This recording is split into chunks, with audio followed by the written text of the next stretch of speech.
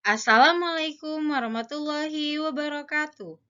Hari ini kita akan membahas mengenai industri pupuk yang akan dipresentasikan oleh kelompok 6 yang beranggotakan Hazel Salma dengan NPM 181302301, Dinda Dwi Sari NPM 19130230019, dan Septi Rana Junita NPM 19530230003. Yuk, langsung aja kita masuk ke pembahasan. Yang pertama yaitu sejarah pupuk. Sejarah penggunaan pupuk pada dasarnya merupakan bagian dari sejarah pertanian. Penggunaan pupuk diperkirakan sudah dimulai sejak permulaan manusia mengenal bercocok tanam, sekitar 5.000 tahun yang lalu. Bentuk primitif dari penggunaan pupuk dalam memperbaiki kesuburan tanah dimulai dari kebudayaan tua manusia di daerah aliran Sungai Nil, Efrat, Indus, Cina, dan Amerika Latin. Lahan-lahan pertanian yang terletak di sekitar aliran sungai tersebut sangat subur karena menerima endapan lumpur yang kaya hara melalui banjir yang terjadi setiap tahun. Di Indonesia sendiri, pupuk organik sudah lama dikenal para petani sebelum diterapkannya revolusi hijau di Indonesia. Setelah revolusi hijau, kebanyakan petani lebih suka menggunakan pupuk buatan atau pupuk kimia karena praktis penggunaannya. Jumlahnya jauh lebih sedikit dari pupuk organik, harganya pun relatif lebih murah dan mudah diperoleh.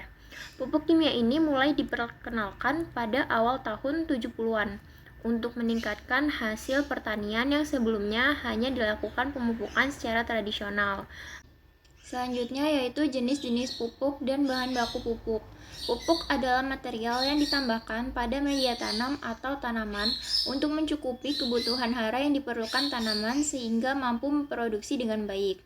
Secara umum dikenal 3 jenis pupuk, yaitu pupuk nitrogen, pupuk fosfor, dan pupuk kalium. Dasar penggolongan dari ketiga jenis pupuk tersebut yaitu kandungan yang terdapat sebagai unsur hara.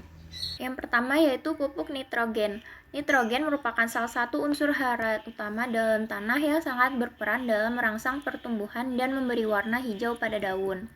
Di dalam tanah gambut, kadar N relatif tinggi, namun sebagian nitrogen tersebut dalam bentuk organik, sehingga harus memerlukan proses mineralisasi untuk dapat digunakan tanaman.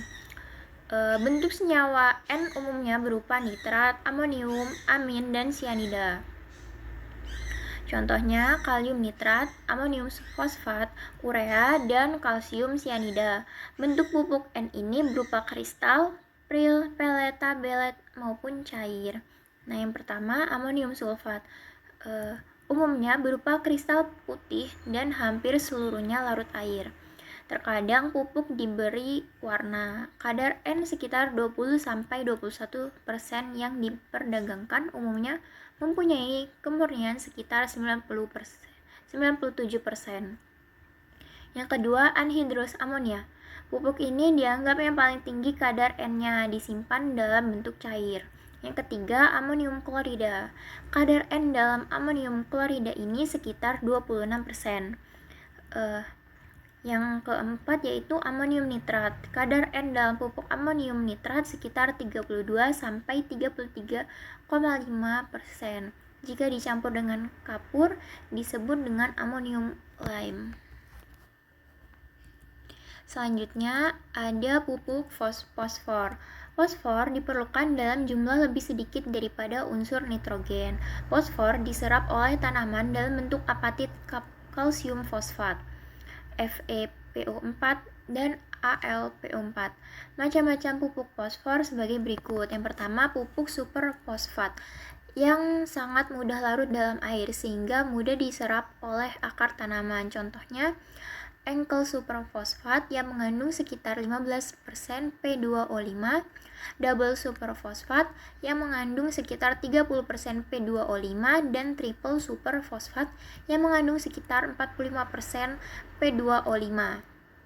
Yang kedua yaitu pupuk FMP atau Mg3PO4 2 kali yang baik digunakan pada tanah yang banyak mengandung besi dan aluminium. Yang ketiga yaitu pupuk kalium. Pupuk kalium merupakan salah satu jenis pupuk yang dibutuhkan oleh sebagian besar petani Indonesia. karena kebanyakan unsur hara kalium dalam tanah masih relatif kecil. Pupuk kalium termasuk ke dalam golongan pupuk tunggal yang sering digunakan petani dalam upaya meningkatkan pertumbuhan tanaman budidayanya. Jenis-jenis pupuk kalium antara lain yang pertama yaitu pupuk kalium sulfat. Pupuk kalium sulfat dibuat dari campuran kalium oksida dan asam belerang sehingga penamaannya sering disebut dengan pupuk ZK atau Zuavelzur kali.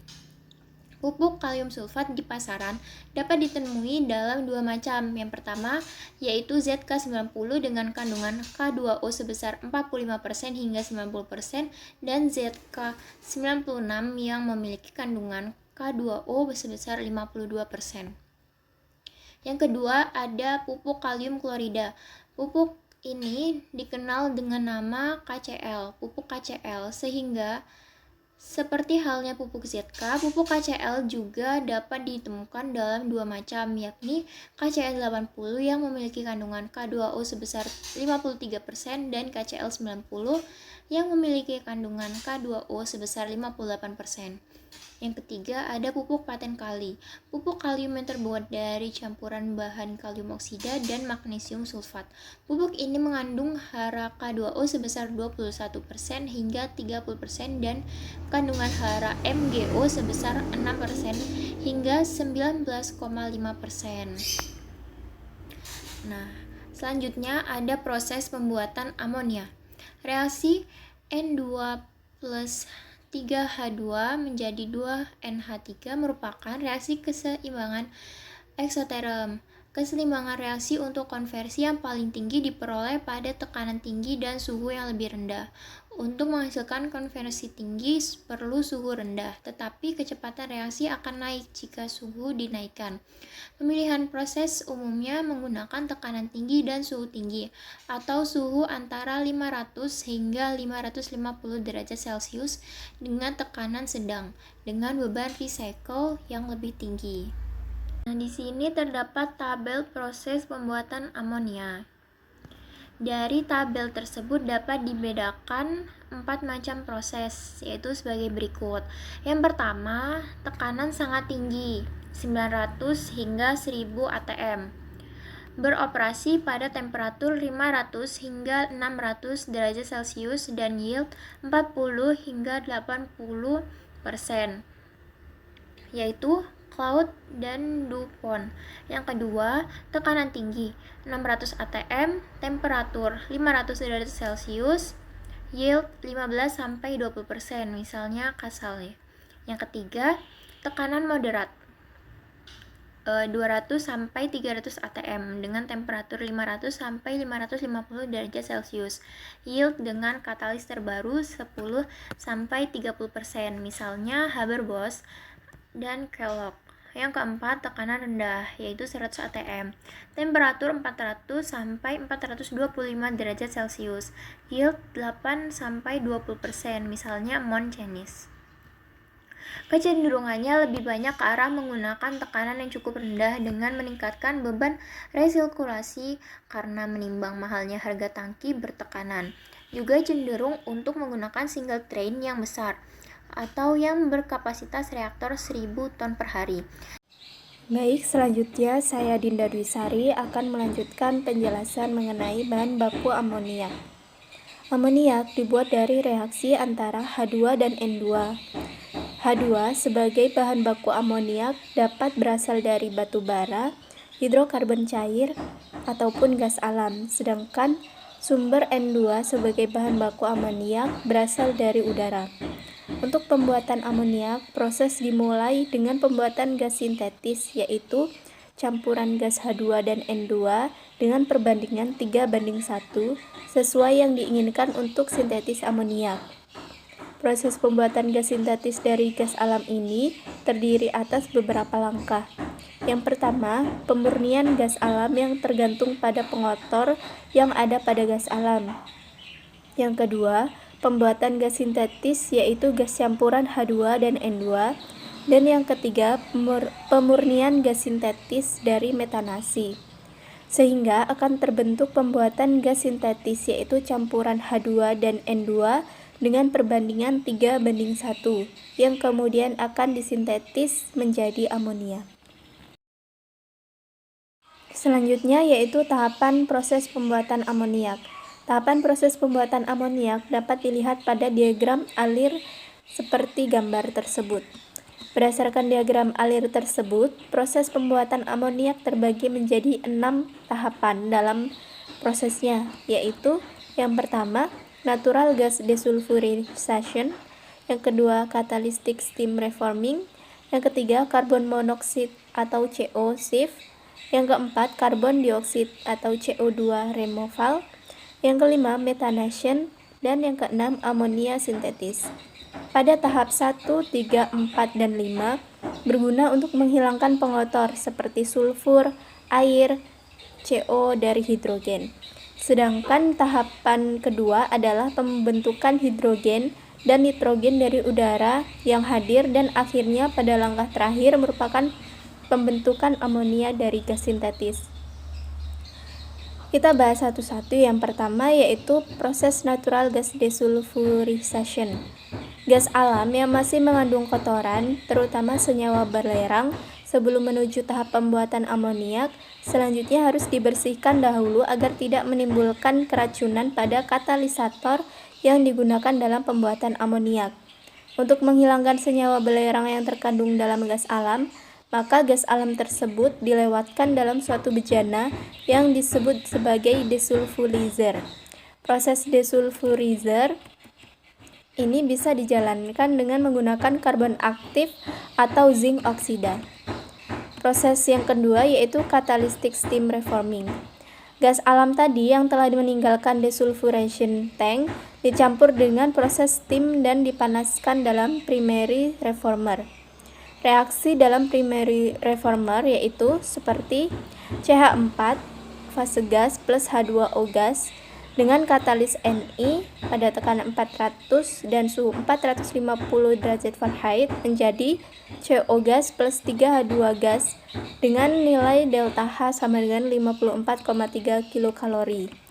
Di sini 70% metana dikonveksi menjadi hidrogen dan CO2 serta ada sebagian yang terkonversi menjadi CO. Gas dari sini akan menuju secondary reformer dan dicampur dengan udara terkomposisi. Dalam secondary reformer terjadi reaksi CH4 plus udara dengan katalis Ni menjadi CO plus 2H2 plus N2. Dan akhirnya gas yang meninggalkan secondary reformer ini ditinggalkan sampai 360 derajat Celcius atau 680 derajat Fahrenheit. Proses yang ketiga yaitu carbon monoxide sieve. Sesudah proses pendinginan tadi, gas keluaran secondary reformer masuk dalam CO sieve converter yang bersuhu tinggi yang terisi kromium oksida sebagai inisiator dan katalis besi oksida dengan reaksinya yaitu CO plus H2O dengan katalis FeO plus Cr2O3 menjadi CO2 plus H2 dengan delta H sama dengan minus 9,2 kilokalori. Gas keluaran lalu didinginkan dalam heat exchanger, gas keluaran akhir dari sieve converter yang bersuhu rendah yang terisi dengan copper oxide sebagai katalis yang didinginkan dari 210 sampai 110 derajat Celcius, lalu masuk ke dalam sistem absorpsi karbon dioksida. Di sini steam yang tak bereaksi akan terkondensasi dan terpisah dari gas di knockout drum yang mengandung amonium karbonat dari sieve converter pada suhu tinggi. Akhirnya proses kondensat dikirim ke stripper untuk memindahkan gas volatil seperti metanol dan karbon dioksida. Proses yang keempat yaitu karbon dioksida removal. Purifikasi gas sintesa yang berupa pemisahan CO2 dengan absorben larutan catacart, MEA, dan lain-lain hingga di bawah 100 ppm. Pada langkah ini, karbon dioksida dari final sieve gas dipindahkan. Proses pemindahannya digunakan dua metode yaitu monoetanolamin, scrubbing, dan hot potassium scrubbing. Umumnya, sekitar 80% pabrik amonia menggunakan MEA untuk membantu membuang CO2. Gas CO2 dengan kadar 98,5% dapat dibuang ke udara atau digunakan sebagai bahan baku kimia dalam industri lainnya. MEA tadi yang telah diregenerasi dipompa kembali ke menara absorber setelah didinginkan dalam heat exchanger dan larutan pendingin. Proses yang kelima yaitu methanation. Sisa atau residu dari karbon dioksida pada proses sintetis gas dihilangkan dengan katalitik metanasi yang digunakan dengan katalis nikel yang diikuti dengan pencuciannya menggunakan MEA, N2, dan CuCO3 amoniak berdasarkan reaksi CO plus 3H2 dengan katalis Ni menjadi CH4 plus H2O dengan proses eksoterm, dan CO2 plus 4H2 menjadi CH4 plus 2H2O. Gas keluaran dari metanator yang memiliki rasio 3:1 antara hidrogen dan nitrogen lalu didinginkan sampai 38 derajat Celcius.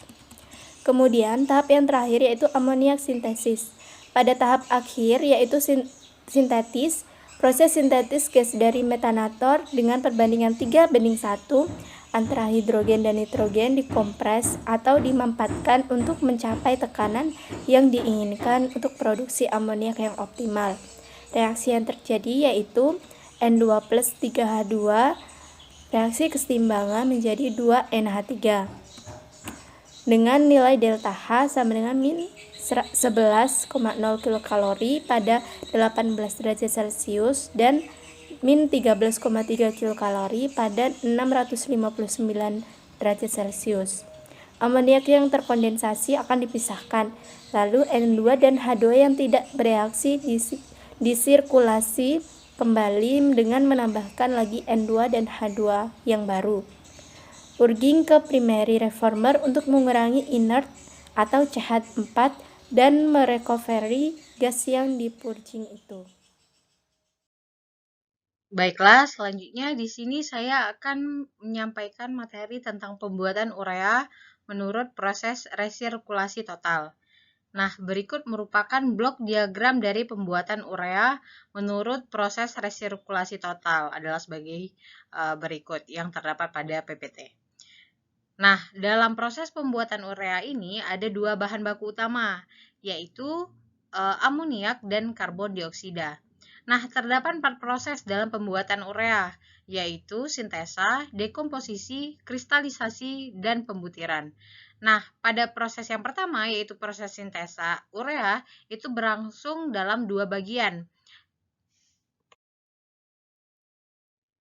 Selama bagian reaksi pertama berlangsung dari amoniak dan karbon dioksida dan terbentuk amonium karbamat.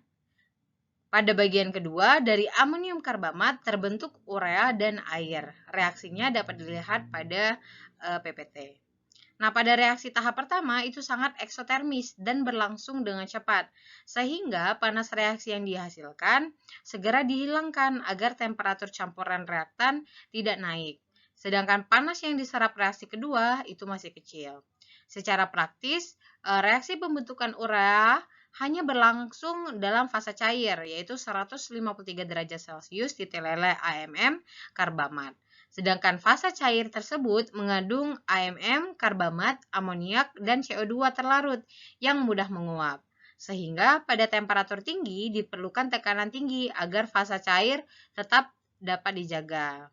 Nah, konversi karbamat menjadi urea ini berkisar antara 50-80%. Yang tidak terkonversi kemudian dipisahkan dari urea dan air dan diresirkulasi ke dalam reaktor. Tahap pemisahan dan resirkulasi inilah yang menjadi ciri dari teknologi proses urea yang berbeda-beda. Kemudian larutan karbamat ini sangat korosif, sehingga dibutuhkan bahan konstruksi reaktor yang khusus, misalnya stainless steel dengan pasivasi injeksi oksigen atau paduan khusus dengan TI dan CR. Nah, sifat korosif ini bertambah bila temperatur lebih tinggi, sehingga pada proses komersil kondisi sintesa ini berlangsung pada suhu 170 sampai 210 derajat Celcius, 150 sampai 250 atm, dan amoniak dan karbon dioksidanya yaitu 0,15 sampai 0,65, yang pada dasarnya merupakan kompromi antara tekanan yang wajar dan laju korosi yang dapat diterima dengan kecepatan reaksi dan derajat konversi yang memadai. Nah, selama sintesa urea ini terjadi pula reaksi samping pembentukan senyawa biuret yang tidak diinginkan karena merupakan racun bagi tanaman. Nah, pembentukan senyawa ini menurut persamaan berikut yang terdapat pada PPT. Nah, konsentrasi senyawa ini harus di bawah 1%, yaitu 0,7 sampai 0,8. Dalam persamaan di atas itu terlihat bahwa biuret dapat terbentuk bila kadar NH3 rendah serta kontak dengan temperatur tinggi dan terjadi cukup lama. Produksi sintesa ini terdiri atas urea, biuret, amonium karbamat, air, dan kelebihan amoniak. Nah, untuk pemisahan urea dari produk lain dilakukan dengan pemanasan pada tekanan rendah, sehingga terjadi reaksi kesetimbangan sebagai berikut, seperti pada reaksi yang pertama. Nah, akan tetapi bersama dengan itu terjadi pula hidrolisa urea yang akan mengurangi produk urea, seperti pada reaksi yang kedua. Nah, reaksi di atas terjadi pada temperatur tinggi, tekanan rendah, dan waktu tinggal yang lama, sejalan dengan kondisi terbentuknya biuret. Sehingga pada proses dekomposisi itu dilakukan dalam 3 tahap, dengan masing-masing tahap berupa ekspansi hingga tekanan 17, 25, dan 1 atm. Nah, untuk memisahkan gas-gas tersisa dari larutan urea, itu dilakukan dengan menghembuskan udara melalui larutan dari dasar gas separator, yang juga berfungsi untuk mengubah besi fero dari alat yang terkorosi menjadi besi feri yang dapat dipisahkan dengan saringan. Terdapat beberapa cara untuk mengolah gas hasil dekomposisi ini, yaitu yang pertama dengan proses sekali lewat atau one stroke, di mana semua gas NH3 dan CO2 itu diteruskan ke proses downstream untuk pembuatan senyawa nitrogen lain, seperti HNO3, NH4NO3, NH42SO4, dan lain-lain. Kemudian yang kedua itu diserap dengan larutan urea yang berasal dari larutan induk, proses kristalisasi dan pembutiran, sehingga NH3 dan CO2 itu diserap dan bergabung kembali menjadi amonium karbamat yang diresirkulasi ke reaktor. Sedangkan NH3 berlebih itu akan dicairkan dan dipisah sebagai bahan baku. Larutan urea kemudian dipekatkan dan dikristalkan dalam vakum setelah dibersihkan dari minyak dan logam-logam teroksidasi. Nah, kristal urea ini dipisahkan dengan centrifuge, kemudian dikeringkan dengan udara panas hingga kadar airnya di bawah 0,38. Kristal kering dilelehkan dan dibutirkan di dalam menara pembutir atau Prilling Tower. Nah, sejumlah larutan induk yang mengandung biuret dikembalikan ke seksi recovery sebagai larutan pengabsorpsi NH3 dan CO2, sehingga memberikan reaksi seperti pada PPT. Ciri-ciri pupuk urea adalah sebagai berikut. Yang pertama itu mengandung unsur nitrogen berkadar tinggi. Yang kedua memiliki bentuk yang berbutir-butir seperti kristal dan berwarna putih. Yang ketiga mempunyai rumus kimia NH2CONH2. Yang keempat, sangat mudah larut dalam air dan sifatnya mudah menghisap air atau higroskopis. Dan terakhir, pupuk urea mengandung unsur HRN sebanyak 46%. Adapun manfaat dari pupuk urea diantaranya, yang pertama berfungsi untuk membuat daun tanaman lebih hijau dan segar. Yang kedua, berfungsi untuk mempercepat pertumbuhan tanaman, sehingga tanaman akan lebih cepat tinggi, jumlah anakan banyak, memiliki cabang-cabang yang banyak. Yang ketiga, dapat menambah jumlah kandungan protein dalam tanaman. Dan yang keempat, dapat digunakan untuk berbagai jenis tanaman, baik itu tanaman pangan, hortikultura, dan tanaman perkebunan. Baiklah, sekian presentasi dari kelompok kami. Kurang lebihnya kami mohon maaf. Kami akhiri. Wassalamualaikum warahmatullahi wabarakatuh.